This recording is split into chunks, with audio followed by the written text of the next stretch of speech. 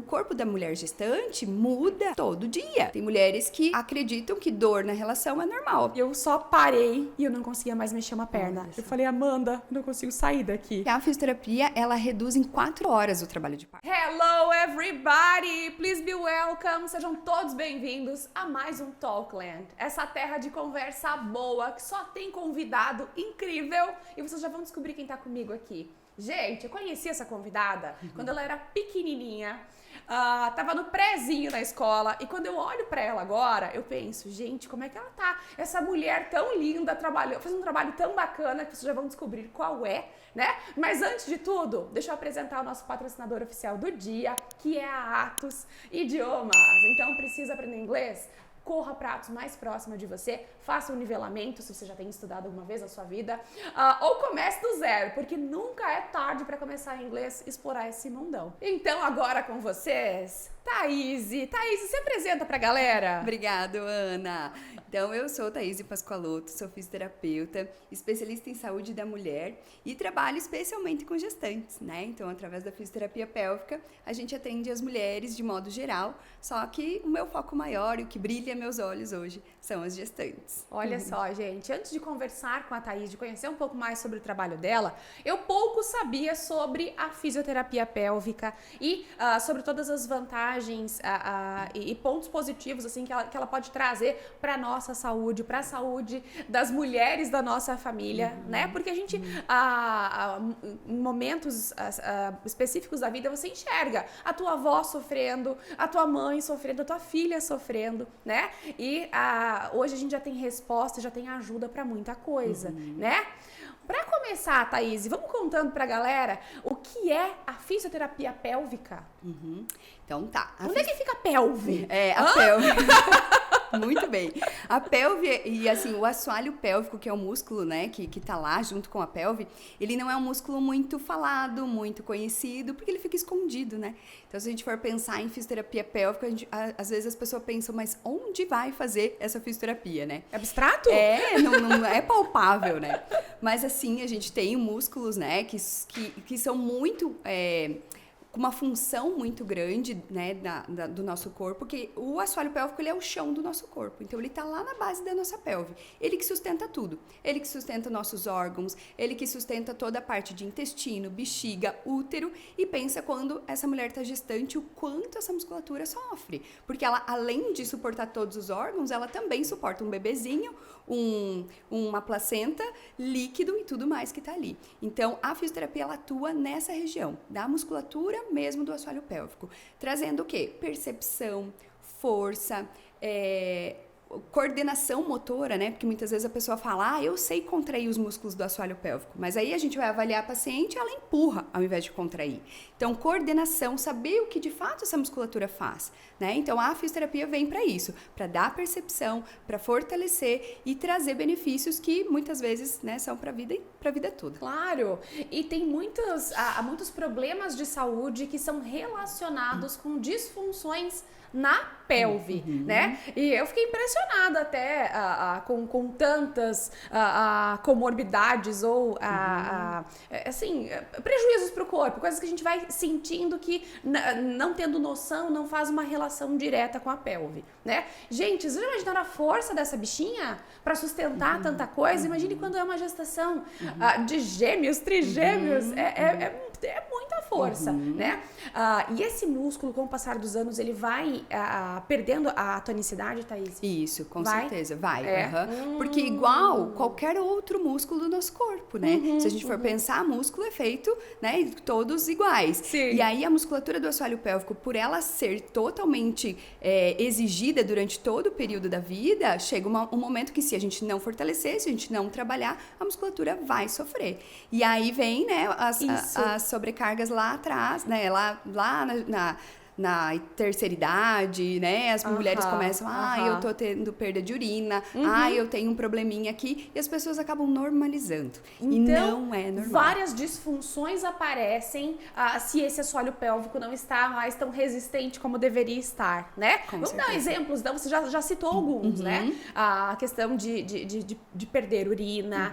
O que mais a gente pode perceber no nosso corpo quando o nosso assoalho pélvico não tá ok? Prestem atenção aí, galera. Pode ser que vocês estejam tendo problemas pélvicos e não estejam identificando. Exato. Então, a perda de urina, né, involuntária, ou no espirro, ou na tosse, ou na atividade física, pode acontecer por conta de alguma alteração do assoalho pélvico e também, as pessoas quase não falam, mas uma alteração da pressão intraabdominal, né? Então, quando a gente faz um exercício que exige muito do abdômen, ele também pode levar a uma sobrecarga no assoalho pélvico, se a pessoa não sabe contrair de forma correta, e aí o escape de urina. Thaís, né? eu não vou esquecer nunca da minha avó, assim, ela dava muita risada, era muito faceira, e ela não podia dar uma gargalhada que ela já dizia, meu Deus, deixa eu parar, porque senão eu vou fazer pipi aqui, né? Então, a idade, ela com certeza faz com que essa sensibilidade apareça e a incontinência urinária venha. Isso né? mesmo. A idade, o sobrepeso também é algo que também acarreta, né, uma sobrecarga na musculatura. Exercícios de impacto, né? Então, a pessoa que faz muito exercício de impacto também pode.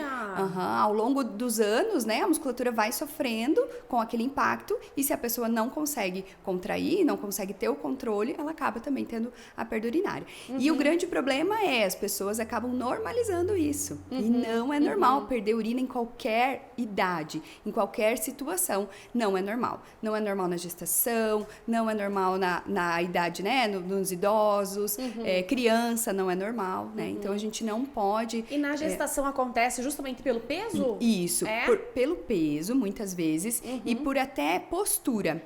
O assoalho pélvico, ele tá relacionado também com a postura. Caramba! Se a gente colocar uma gestante, a gente, né, a grande maioria, elas acabam projetando a barriga para frente e o bumbum para trás. Empina, né? daquela empinadinha, assim, ó, pra ficar mais bonita na foto.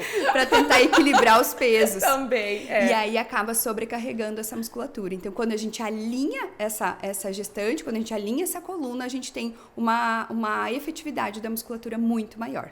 Tá relacionado também com o equilíbrio.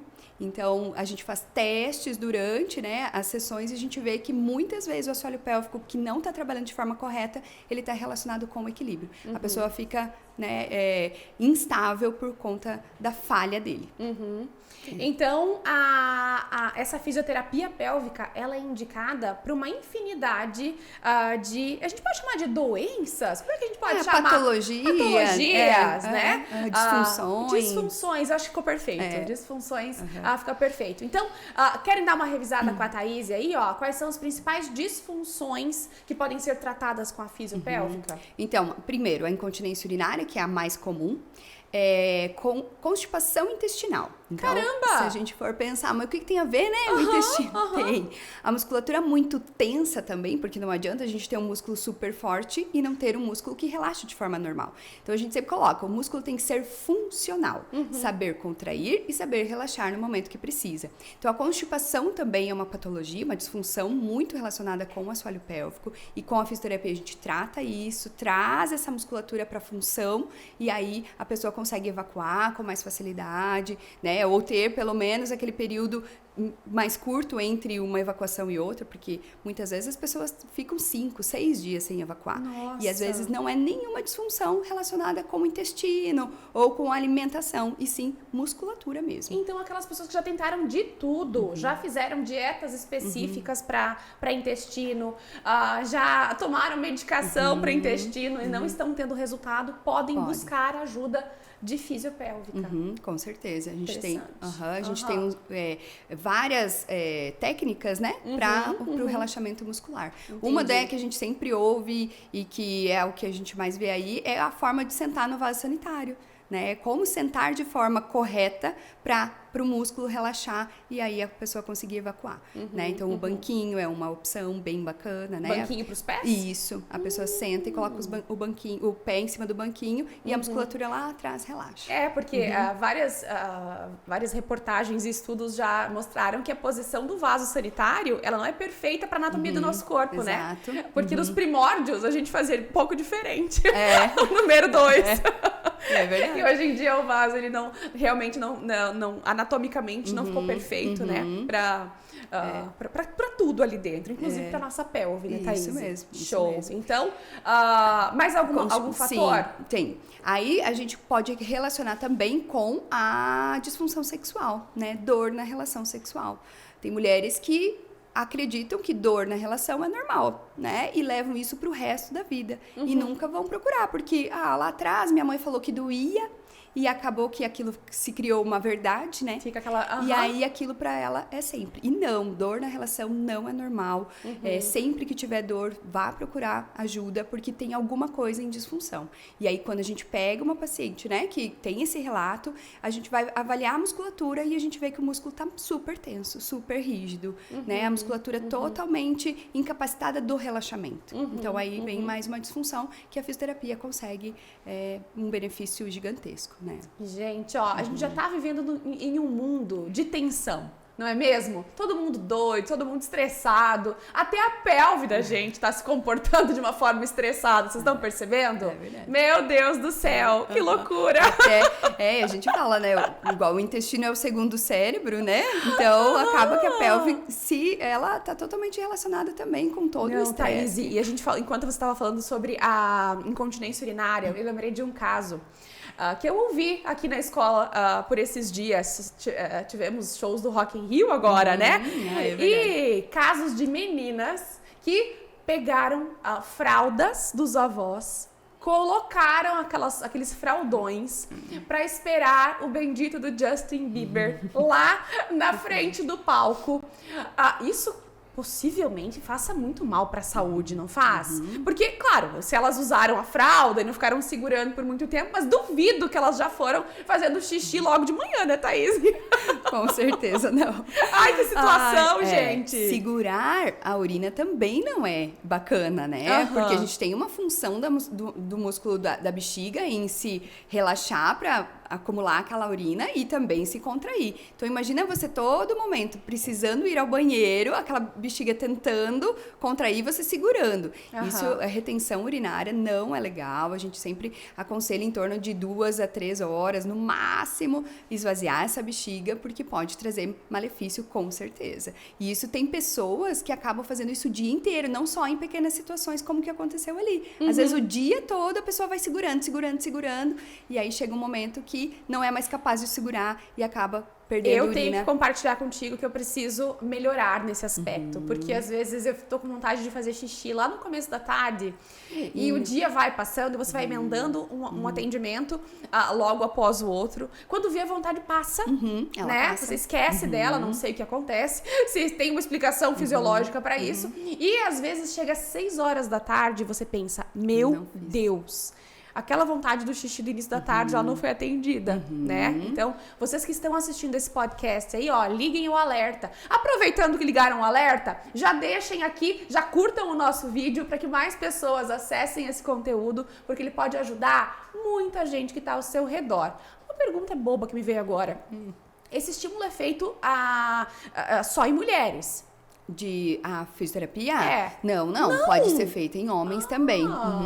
Pós-operatório de prostectomia, a fisioterapia é a primeira linha de tratamento, né? Então, meninos e meninas aí, hein? Pra todo mundo. Todas, tanto criança, homens, mulheres, idosas. A musculatura da pelve masculina também tem esse mesmo tipo. Você percebe uma diferença de proporção? Tem mais mulheres com necessidade de tratamento do que homens? Olha, não sei se necessidade de tratamento, mas a mulher procura muito mais, né, a ajuda. Então, hoje a gente olha mais para as mulheres, porém, muitos homens também sofrem de disfunção, só que muitas vezes por vergonha, medo, preconceito, não procuram. Então, hoje, claro que o maior atendimento são mulheres, mas com certeza os homens também sofrem com disfunções. Gente, ó, e uma pergunta que eu fiz pra Thaís e não sabia como era feita a avaliação do tônus muscular da pelve. Vamos contar pra galera como é que é feito? Sim. Porque é um músculo, como a Thaís disse lá no início, ele fica escondidinho, ele não tá à mostra, a gente não consegue ver, né, a contração. Então, existem aparelhos, como você comentou, e também técnicas manuais pra precisar esse tônus, da Thaís. Isso. Então, pra avaliação, primeiro, é verificado externo, né? Então, a pessoa tira a roupa, deita na maca, e a gente verifica a musculatura externa do períneo. E aí eu peço sempre contração para saber se a paciente sabe ou não contrair. Isso também é uma coisa que a gente acha que todo mundo sabe contrair, e nem sempre, é bem interessante, e as pessoas, elas invertem o comando, né? E aí, quando a pessoa, então, realmente sabe, eu entro com os 2 dedinhos em cima do músculo, então, abro, né, o canal vaginal e entro em cima do músculo, e aí, a hora que a pessoa contrai, o meu dedo tem que fazer esse movimento, de subir e descer, né? Porque aí ela contraiu, o dedo subiu, ela relaxou, o dedo desceu. Muitas vezes, a pessoa, ela tem uma disfunção de um lado ou do outro. Então, a hora que ela contrai, um lado sobe melhor do que o outro. Então, às vezes tem essa diferença entre as paredes do canal vaginal também. E tem como exercitar mais um lado do que o outro? Não, né? Não. Isso é. Se a gente usar eletroestimulação, geralmente aí a gente direciona mais para aquele lado que tá um pouco mais de falha. Mas não, porque o músculo ele é por inteiro, né? Então, quando ele contrai, ele tem que contrair igual dos 2 lados. Entendi. E aí a gente mede também musculatura superficial. Então, eu trago um pouquinho mais para fora, abro os dedos e a pessoa tem que contrair e fechar os meus dedos também. Né? Eu sempre falo para a paciente quando ela não tem muita noção. Ó, imagina que você vai unir o ânus e a vagina. Os 2 vão se aproximar, trazer para dentro. Então, imaginar que tem um elevador subindo essa musculatura. E homens e mulheres podem fazer da mesma forma, né? Só contrair essa musculatura que vai sentir que o ânus se fecha. E aí, tá tudo certo. E o contrário é empurrar para fora, né? Então, eu vou empurrar. Tem pessoas que têm problema na evacuação porque elas não conseguem fazer o movimento de empurrar. Elas acabam contraindo. Ao invés de eliminar as fezes, elas contraem. E aí, gera também a constipação, né? Gente. Uma coisa que você falou antes com relação à urina, né? Segurar a urina é a mesma coisa segurar a vontade de evacuar. Se a pessoa deixar aquilo de lado, aquela vontade vai vir daqui um dia, 2. Então, quando a gente tira a vontade, né? Agora eu não posso ir ao banheiro. E essa vontade vai, às vezes, acontecer. Vai adormecer. E aí, aquelas fezes que estão ali vão acumular. E aí, você come, aquelas fezes cada vez mais acumulando. E isso vai trazendo problema. Claro, o bolo fecal vai aumentando e vai ficando cada vez mais ressecado, né? Então, a dificuldade vai acontecer com certeza. Porque no finalzinho do intestino, ele não tem hidratação, né? Então, aquele finalzinho ali, ele fica ressecado e cria um tampão. E aí tudo que vem, aquele tampão tá segurando e aquela constipação fica cada vez pior. Gente do céu, então prestem atenção, vamos evitar, né? Tanto o number 1 quanto o number 2.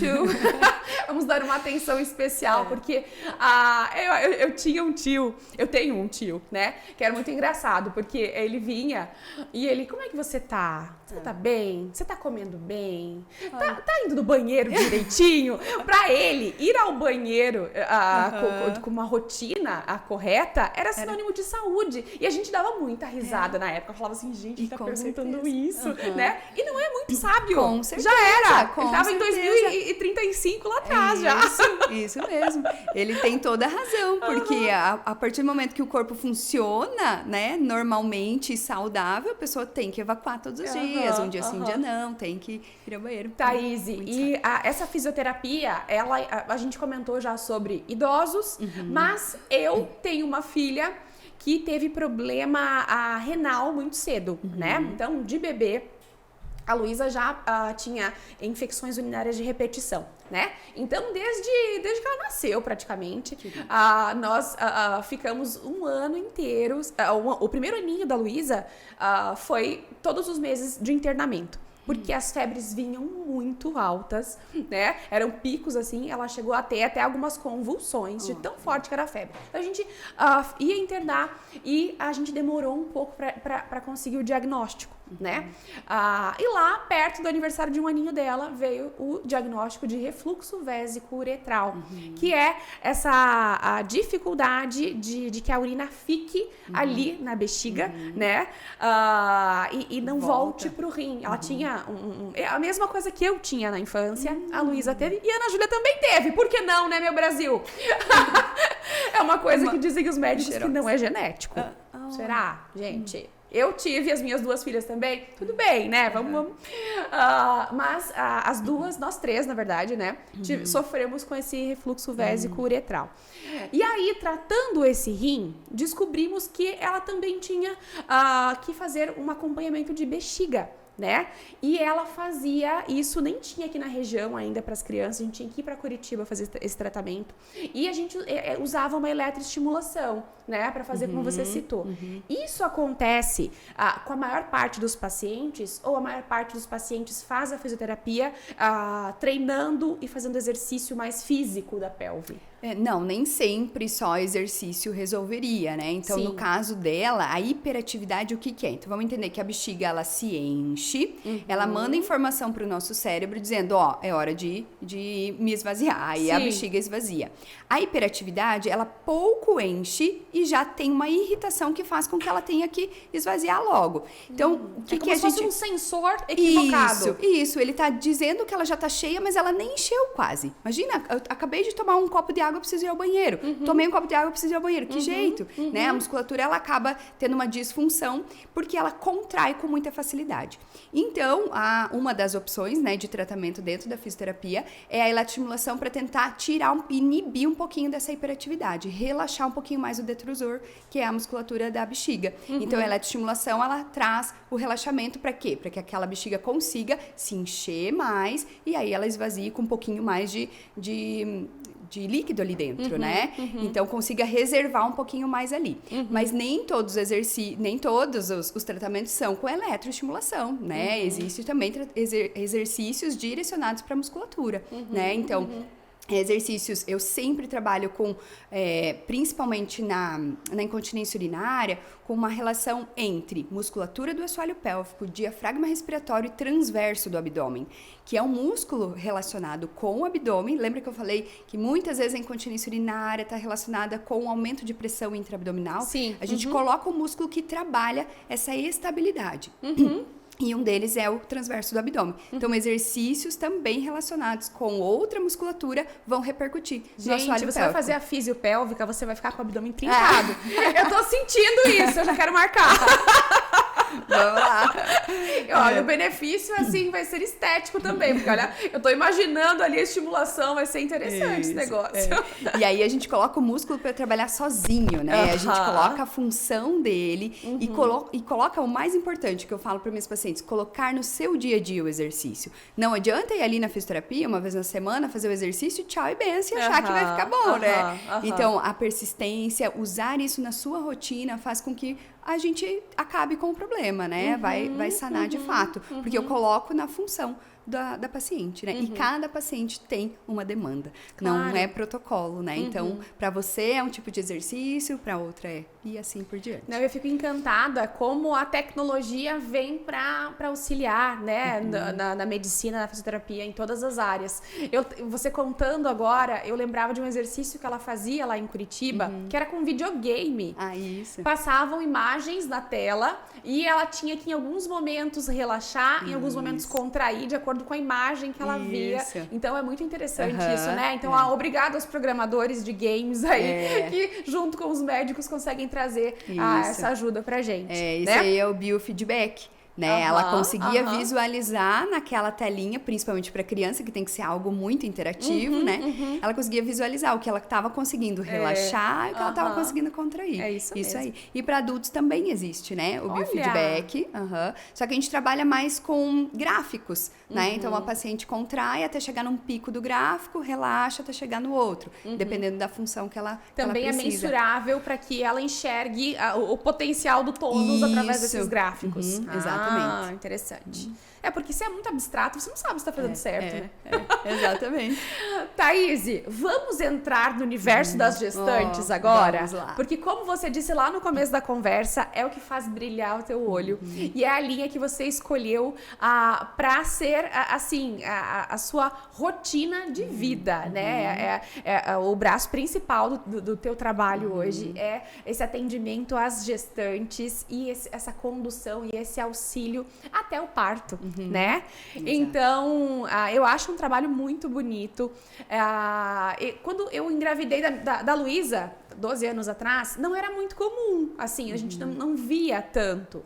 Mas com o passar dos anos, as pessoas foram mostrando os benefícios que trazem para as gestantes, para o bebê, e eu fui começando a me envolver e até enxergando isso como uma coisa sensacional, né? Vamos contar pra galera como é que funciona? Como que as gestantes procuram auxílio, por que razão elas procuram auxílio, né? E como é o trabalho da físio durante o processo de gestação. Então, assim, as gestantes, hoje, a gente fala que a mulher moderna é uma mulher mais parada, uma mulher que senta, cruza a perna e fica o dia inteiro, né, naquela posição. Então, isso traz muito malefício para a musculatura do assoalho pélvico, se a gente for pensar. E aí, numa gestação, onde a demanda é muito maior, né? A gente acaba tendo disfunções muito visíveis, né? Então, na gestação, as mulheres, logo no início da gestação, já começam a relatar dor lombar, dor na frente, embaixo do ventre, dor nas costas, né? Por sentar de forma errada, a incontinência urinária. E isso vem por uma falta de função muscular e até mesmo de atividade física que ela deveria muitas vezes estar praticando e não está. E aí acaba ficando um pouco mais sedentária e o corpo da mulher gestante muda todo dia.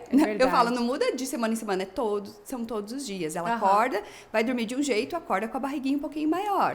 Uma dor que, nossa, faz 2 semanas que eu tava super bem, agora eu comecei a ter dor. Então, isso é muito constante. Então, a fisioterapia veio aí, né, com todos os estudos que já estão super avançados, trazendo benefício para essa mulher, para adaptar ela à gestação, né? Então, colocar a musculatura para suportar todo aquele peso, mesmo que ela fique o tempo todo sentada, né? Então, são exercícios direcionados, como eu digo, para cada paciente individual, para cada demanda, e que traz também o auxílio ali para o parto, para quem quer parto. Daí as pessoas me perguntam, né? Eu ia perguntar agora. É só para quem vai ter parto normal, Thaís? Não, independente da via de parto, essa mulher está gestante, né? Sim. E as disfunções acontecem na gestação e não no parto. Então, todas as mulheres que estejam gestantes podem se beneficiar da fisioterapia com toda certeza. Porque as mudanças estão acontecendo ali, de qualquer forma, da forma que aquele bebê for sair, né? Sim. Não tem. E não quanto tem antes buscarem você melhor ou não? Até tal semana nem é bom fazer nada. Tem alguma prerrogativa? Então, assim, a literatura preconiza 14 semanas. A partir da 14ª semana, a paciente pode procurar fisioterapia, desde que o médico esteja de acordo. Porém, tem gestante que com 10 semanas começa a ter queixa. Às vezes, lá no iniciozinho, já começou alguma queixa. É contraindicado? Não é contraindicado. Pode iniciar, desde que a gente tenha um olhar mais atento, porque aquele início de gestação ainda está naquele primeiro, segundo trimestre. Então, a gente tem que cuidar um pouquinho com isso. Mas, a partir da 14ª semana, até o nascimento, pode ser feita a fisioterapia. E é semanal, então, o acompanhamento. E os exercícios, eles vão mudando de acordo com a idade gestacional também, da mulher ou não? Isso. A gente vai de acordo com as queixas dela. Então, assim, cada mulher, ela vai ter, vamos por lá, com 14 semanas. A paciente chegou com dor lombar. Eu vou tratar aquela dor lombar relacionada ao assoalho pélvico, pensando também na diástase abdominal, que também é outra situação muito relevante pra gente levar também em pode consideração. Ser revista, ou pode ser, a gente pode evitar uma diástase? Na verdade, evitar não, porque ela é fisiológica, né? A diástase vai acontecer na gestação, não tem como. Imagina que o abdômen ele tem que se abrir para suportar todo, né? Um útero que cresceu, porém, ela tem um tamanho ali até ser aceitável. Isso, que seria 3 centímetros na região do umbigo e 2,7 na região supraumbilical. Nossa, eu tô lembrando da dor dessa região que eu tinha. Olha só! E eu não imaginava que eu poderia ter auxílio para essas dores. Eu tive pinçamento de coluna. Sabe quando você tá caminhando e você trava? Socorro! Foi aqui na escola. Eu tava aqui nesse corredor e eu andando e eu só parei e eu não conseguia mais mexer uma perna. Eu falei, Amanda, você pode vir aqui, por favor? Eu não consigo sair daqui. Então, também eu poderia ter evitado com uma fisioterapia. Com certeza. Olha aí, ó. E a diástase, quando ela tá acima do tamanho, né? Quando a gente chama de patológica, com a fisioterapia, a gente consegue estabilizar essa diástase. Manter ela do tamanho que ela tá, ou às vezes até regredir, dependendo de como é a qualidade da musculatura. Então, além, né, de todos os benefícios com relação relação à dor, à disfunção, né, do assoalho pélvico, a gente consegue também trabalhar a diástase para lá na frente ter um pós-parto muito mais tranquilo, com um retorno muito mais rápido. Uma coisa que me marcou muito foram exercícios com bola para gestante. Eu acho que logo que eu comecei a conhecer um pouco da físio, eu lembro das gestantes em cima das bolas. E esse estímulo, ele é para quê? Para que queixa ou para que função no parto, talvez? Na verdade, a bola, ela traz um benefício porque a paciente pode sentar ali e se movimentar em diferentes posições, né? Em diferentes direções. Então, quando ela senta na bola, ela percebe muito mais o assoalho pélvico dela, né? Porque o músculo acaba ficando mais relaxado ali. E a gente consegue trabalhar a pelve nesses inúmeros movimentos ali, com ela nessa percepção. E também é indicado durante todo o processo da gestação e no trabalho de parto, a gente trabalha com a bola. Verdade, a bola também está presente no trabalho de parto. Para facilitar a descida do bebê ali na pelve. Porque todos os movimentos que a gente fizer com a pelve, a gente acaba descendo esse bebê com mais facilidade. Então, um dos nossos auxiliares aí seria a bola, com certeza. Além da bola, tem outras ferramentas que vocês utilizam com frequência? Tem sim. A gente trabalha... dentro do consultório, né, eu tenho caixas, onde a gente faz exercícios de subir e descer, né, não subir e descer pulando, né? Sim! Só o movimento da pelve. Eu trabalho com bastão, então muitas pacientes podem repercutir esse tipo de exercício em casa. Porque às vezes tem um banquinho, o bastão pode ser o cabo da vassoura, né? E a gente usa eles também para o movimento pélvico, né?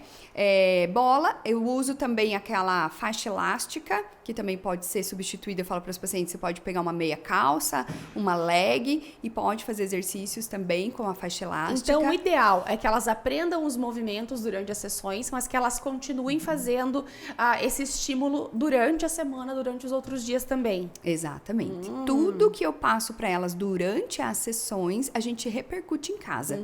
E eu geralmente trabalho com exercícios que vão fazer parte da rotina dela. Então, eu sinto dor quando eu saio do carro, quando eu saio da cadeira do meu escritório. Então, nós vamos fazer exercícios que estão relacionados com esse movimento, porque eu sei que é a tua demanda durante o teu dia. Legal. Então, exercícios são feitos em casa também. E aí, às vezes, eu sou bem chata. Eu peço pelo menos uns 3 por dia, 10 repetições de cada, para que ela tenha essa rotina aí. Esse compromisso. Isso, porque o músculo do assoalho pélvico, ele não vai aprender a contrair ou ganhar uma força se a gente fizer ele uma vez no dia. Ou uma vez na semana quando vai comigo. Não, ele tem que estar sempre sendo estimulado, né? Então, sempre eu peço que coloque na rotina os exercícios, que a gente vai ter um benefício muito maior. O pessoal que faz pilates, eles têm algum tipo de estímulo dentro daqueles aparelhos que já estimule a pelve ou não? Existe, só que assim, no Pilates a gente trabalha muito com a respiração. Então, né, inspirar e soltar o ar. No Pilates não dá pra gente exigir a contração de assoalho pélvico, a não ser que a professora ou quem está instruindo seja um fisioterapeuta pélvico que já tenha avaliado essa musculatura. Porque às vezes você vai pedir a contração, a paciente está expulsando. E você não sabe, porque você realmente não teve contato com aquela musculatura. Então, quando a gente vai muito específico. Quando a gente vai encaminhar uma paciente pro Pilates, eu sempre falo para a paciente, agora você consegue colocar essa contração lá na respiração do Pilates. Que aí a gente sabe que você consegue contrair. Mas com certeza, o Pilates é um dos exercícios mais recomendados na gestação, porque ele trabalha muito o movimento pélvico. Bacana. Show. Então, aquela gestante que fez um acompanhamento bacana, se beneficiou durante toda a gestação, né, dessa prática e desse tônus, chegou no dia do parto. O que esses exercícios podem facilitar, o que esses movimentos podem fazer com que a mãe tenha mais tranquilidade na hora de um parto, Thaís?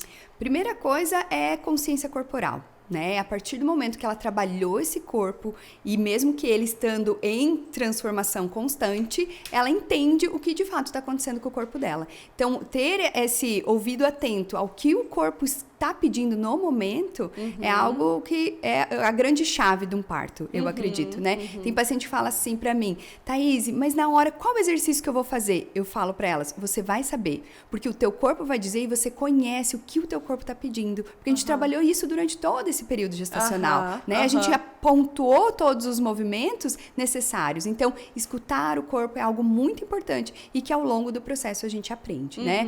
E aí os exercícios todos que a gente direciona, e quando eu acompanho a paciente durante o trabalho de parto, eu consigo direcionar um movimento específico para a descida do bebê na pelve, dependendo da altura que esse bebê está.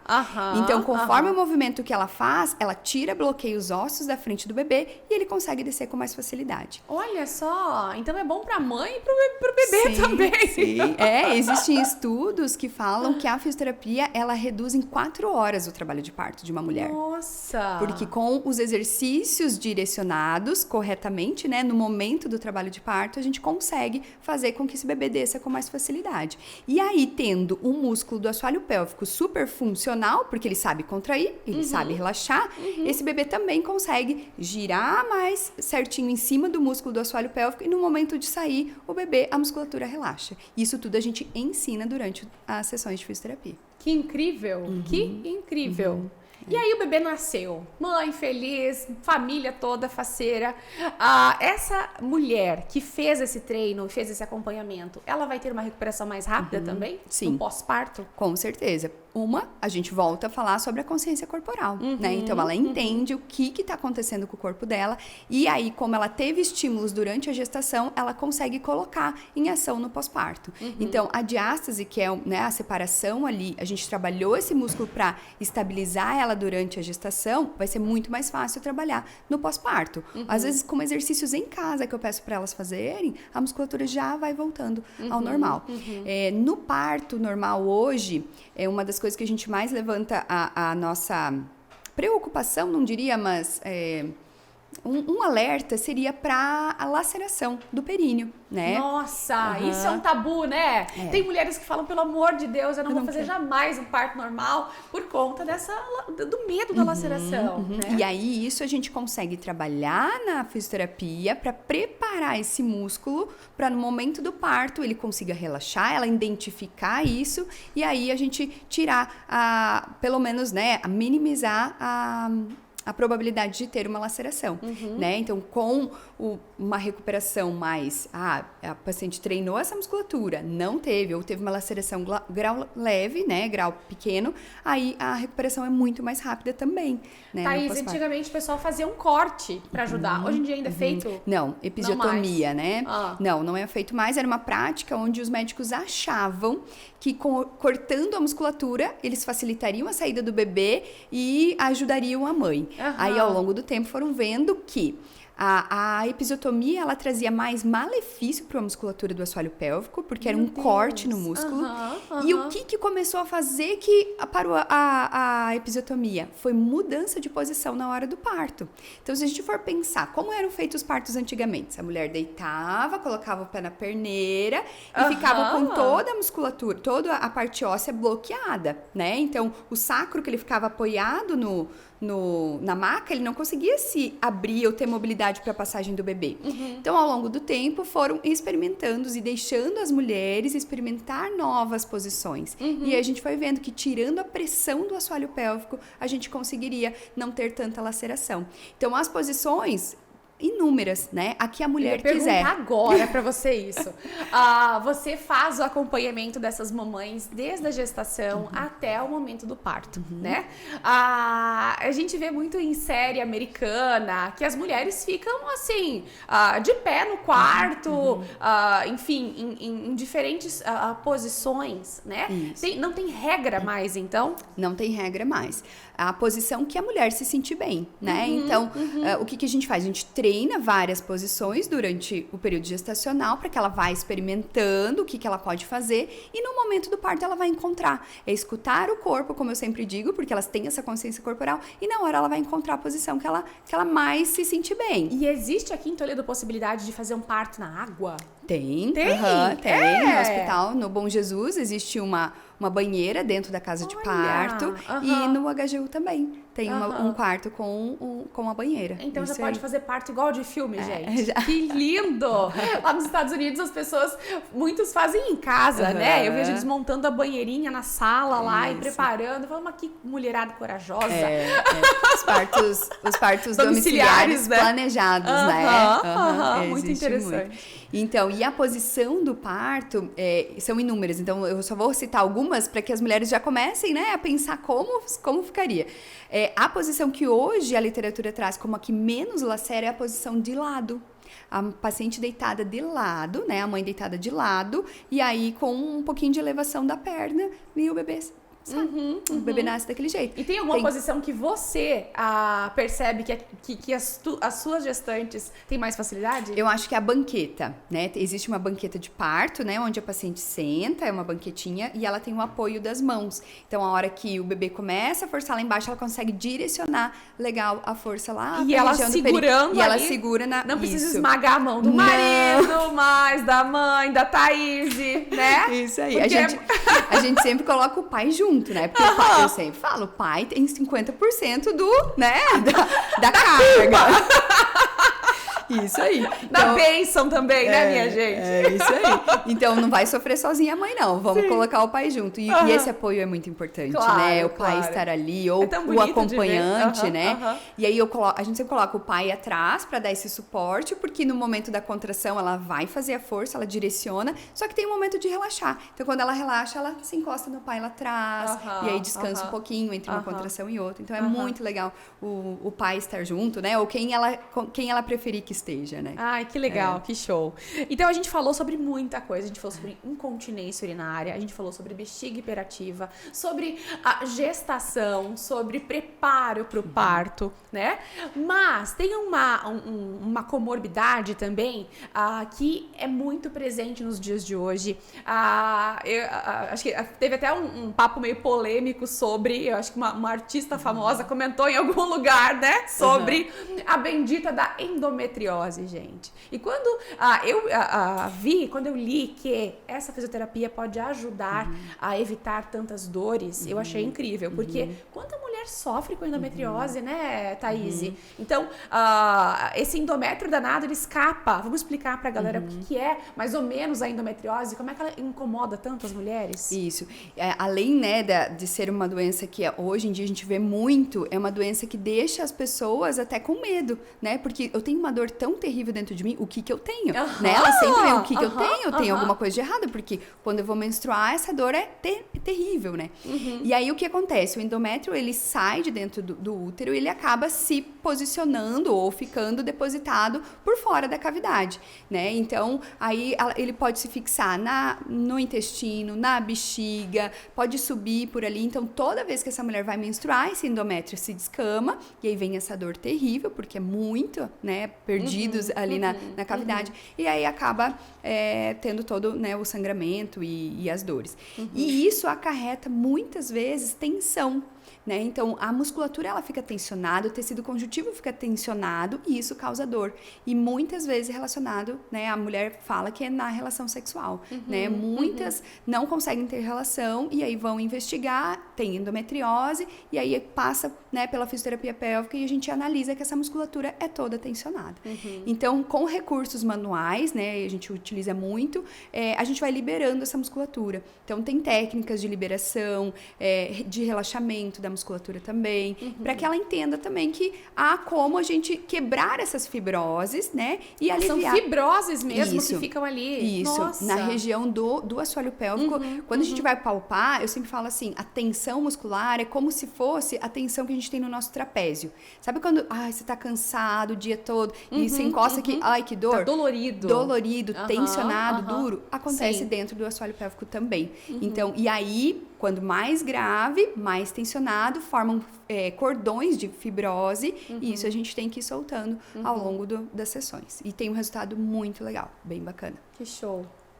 Thaís, eu acho esse conteúdo muito precioso, porque, gente, se tudo der certo na nossa vida, ficaremos idosos, não é mesmo?